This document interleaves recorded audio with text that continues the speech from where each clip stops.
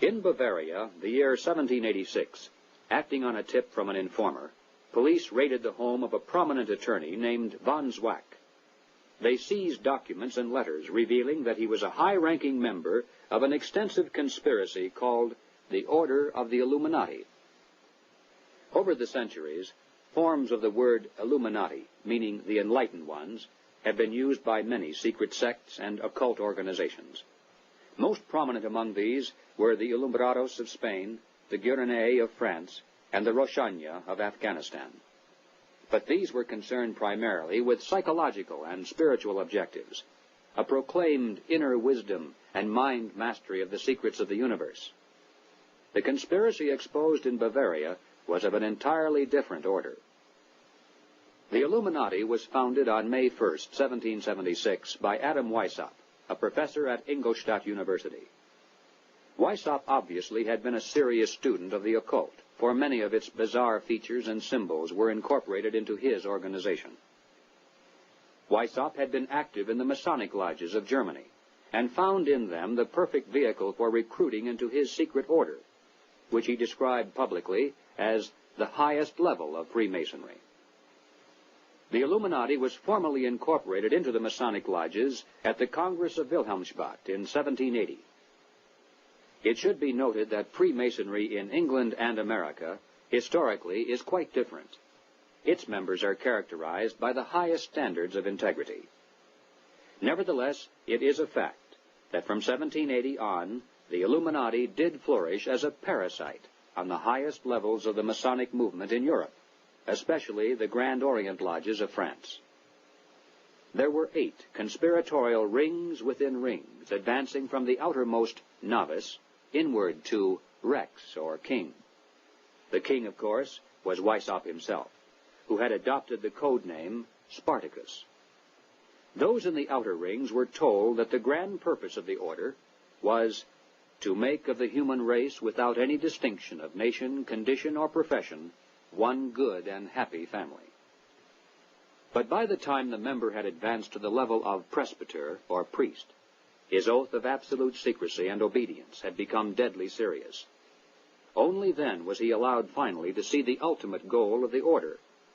It was the destruction of all religion, replaced by the worship of reason, or humanism, and the destruction of all independent governments, replaced by a new world order, a world government ruled from behind the scenes by the illuminated ones.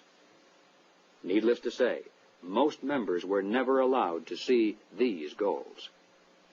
In the words of Adam Weishaupt himself, "These good folks swell our numbers and fill our money box. Set yourselves to work. These gentlemen must be made to nibble at the bait. But this sort of people must always be made to believe that the grade they have reached is the last." The public record of the Illuminati is quite thin, but it does show that before it was exposed briefly in 1786, it had already enjoyed immense success in attracting into its outer rings some of the most prominent men of Europe. Its roster included important names in both government and finance. It was the most important single force behind the French Revolution. Some years later, an obscure intellectual by the name of Karl Marx joined a conspiratorial circle called the League of the Just. Shortly afterward, this group reformed into still another organization called the Communist League, and in 1847 they commissioned Marx to write their policy statement for the public. It was called the Communist Manifesto. On the surface, the manifesto appealed to the workers of the world to arise against their capitalist exploiters. But it should be noted that the project was supervised by Friedrich Engels, a capitalist of substantial wealth. Marx himself was so unimportant that his name didn't even appear on the manifesto for the first 20 years after its publication. In 1920, just 3 years after the Bolsheviks seized Russia, Winston Churchill declared, "From the days of Spartacus Weishaupt to those of Karl Marx, to those of Trotsky, Bela Kun, Rosa Luxemburg, and Emma Goldman, this worldwide conspiracy has been the mainspring of every subversive movement during the 19th century, and now at last has gripped the Russian people by the hair of their heads." Each year, May 1st is celebrated by communists world over as a day of international solidarity. As mentioned previously, the Illuminati also was founded on May 1st. Undoubtedly, this is merely a coincidence. The symbol of the all-seeing eye is closely associated with the Illuminati. Like many other features of this conspiracy, apparently it was taken by Adam Weishaupt from the occult symbolism of ancient history. It appears today among the symbols of the Rosicrucians, the Freemasons, and many others around the world, including the Cao Dai in South Vietnam. Undoubtedly, it is merely a coincidence that the all-seeing eye now appears on the alternate side of the Great Seal of the federal government, and also on the $1 notes of the Federal Reserve System. At the bottom of the seal, in Roman numerals, there is the date 1776.